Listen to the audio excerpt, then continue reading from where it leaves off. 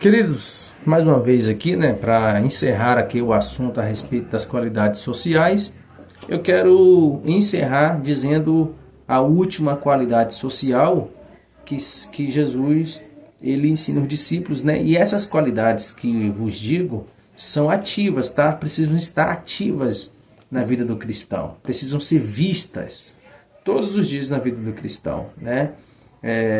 Tanto o misericordioso, ser limpo de coração, ser pacífico e também ser perseguido, né? Que é a última aqui, o cristão na sociedade. Jesus diz bem assim, ó, que bem-aventurados são os que são perseguidos por causa da justiça, porque deles é o reino dos céus.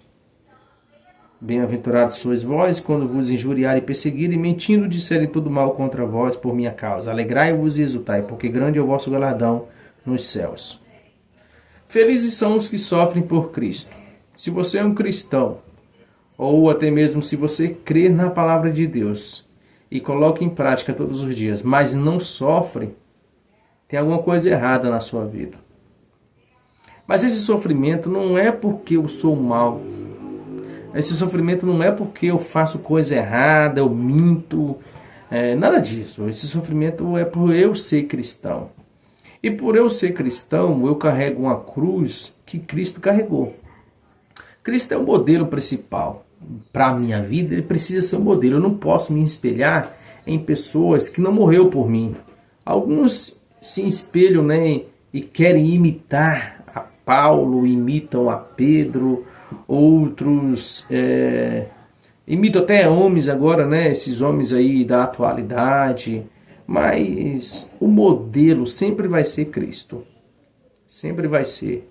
Nós precisamos olhar para Cristo. Porque o Paulo errou, Pedro errou, e outros falharam e pecaram. Erraram. Jesus não. Jesus ele foi fiel até a morte. E não foi qualquer morte. Morte de cruz, Filipenses 2.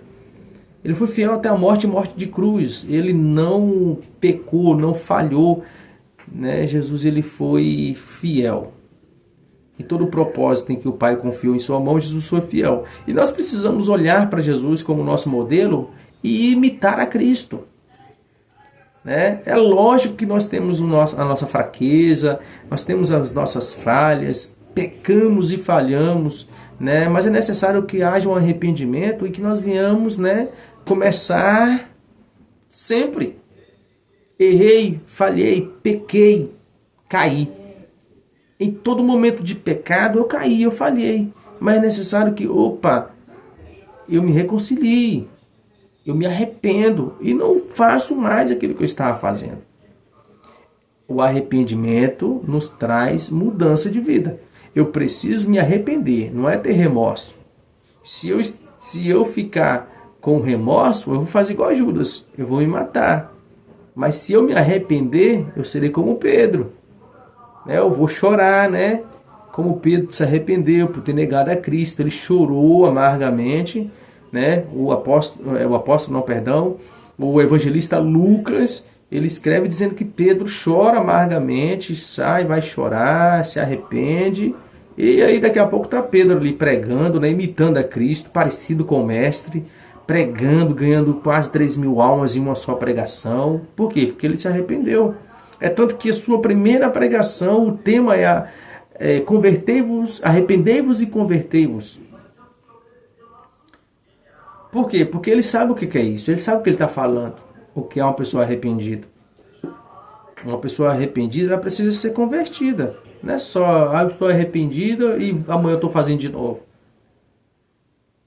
O que Cristo está falando nessa última bem-aventurança social é eu mostrar ser crente na sociedade e por isso eu vou ser perseguido. Cristo ele foi perseguido. A cruz que estava sobre o ombro de Jesus, que ele carregou, o discípulo carrega também. Jesus disse um dia para os discípulos, olha, quem quiser vir após mim, negue-se a si mesmo, tome dia a dia a sua cruz e segue-me. É a mesma cruz.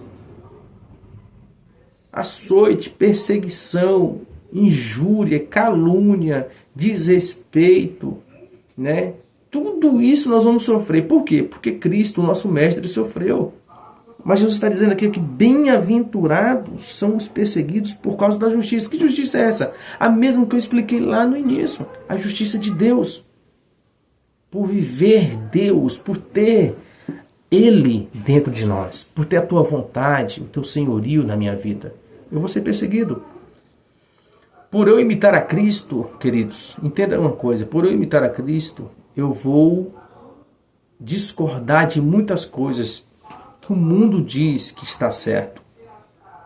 Eu preciso discordar porque eu tenho Jesus como modelo e é algo que Jesus não concorda.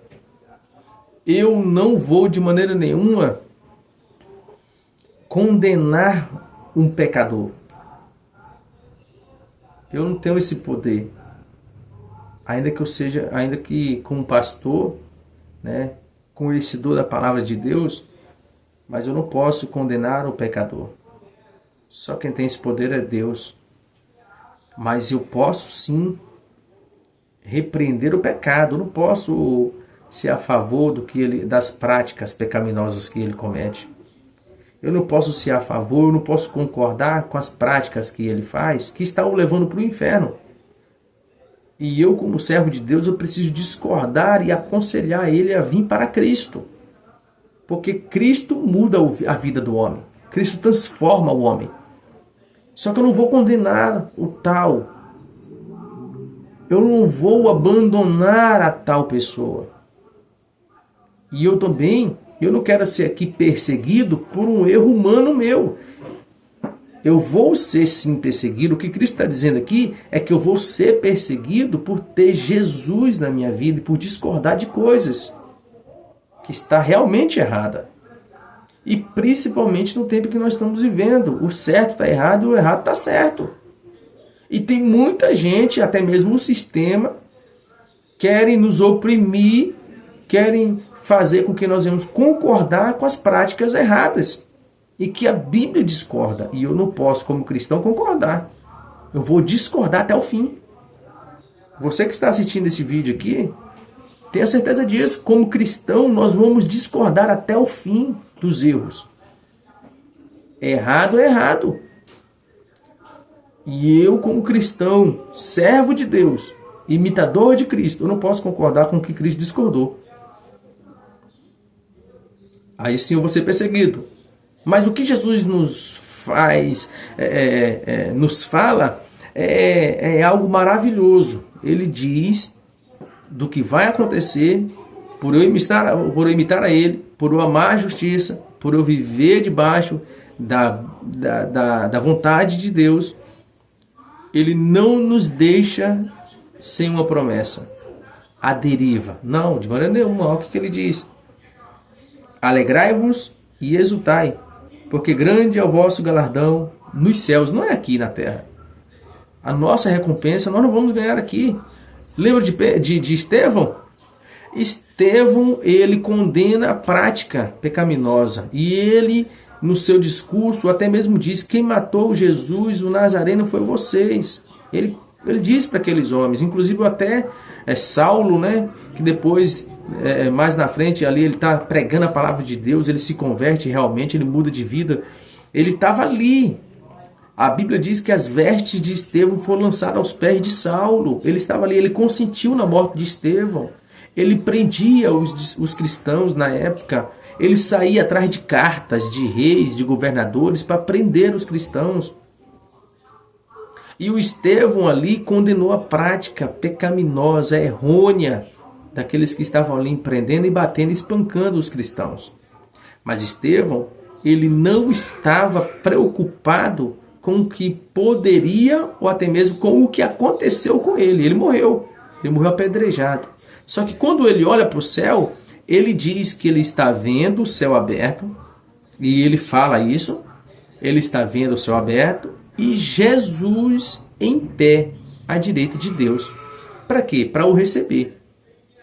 Estevão foi o primeiro mártir, a primeira pessoa que morreu por causa do evangelho. Foi Estevão, apedrejado, pregando, ele morre ali. E é isso que Jesus está dizendo: olha, não se preocupe, alegrai-vos, exultai, Grande é o vosso galardão, não aqui na terra, lá no céu. Então, meu irmão, você que ouve essa mensagem e está preocupado por ser cristão, por causa do tempo, né? Porque o sistema querem nos forçar a fazer, a concordar com as práticas pecaminosas. Muitos, né, te olham de cara feia por você não concordar com muita coisa. Não se preocupe com isso, meu irmão. Firme sua fé em Jesus, creia nas promessas, creia no que Ele falou e o que está preparado para mim e para você. Não é aqui não. Ainda que sejamos apedrejados, massacrados, pisados, perseguidos, o nosso galardão está nos céus. Está onde Cristo vive. E Ele é poderoso para nos salvar. Ele é poderoso para nos dar livramento. E nós vamos passar como o Mestre passou, os mesmos sofrimentos, porque o que estava sobre os ombros do Mestre está sobre os ombros dos discípulos. Então, você que me ouve e quer ter uma vida abençoada em Cristo, não se preocupe com o que vai acontecer conosco aqui na terra. A nossa vida está nas mãos do Senhor. Alegrai-vos e exultai. Grande é o vosso galardão nos céus. Que Deus, o Pai, em Cristo Jesus, nos abençoe e conceda graça. Deus te fortaleça, meu irmão. Deus te conceda poder. Deus te dê autoridade para pisar em serpentes e escorpiões.